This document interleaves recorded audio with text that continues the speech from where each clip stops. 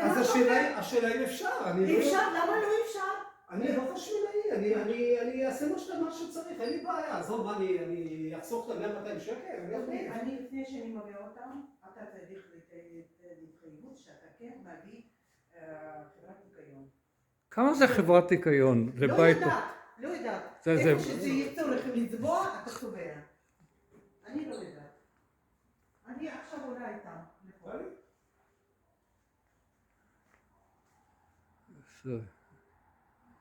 מה, זה לא הגיוני? זה לא הגיוני? מה שהיא אמרה?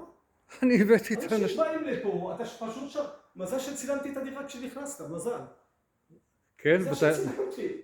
ואתה הראת לי את הצילומים האלה פעם? אתה הראת לי אותם? אני לא רואה שום הבדל.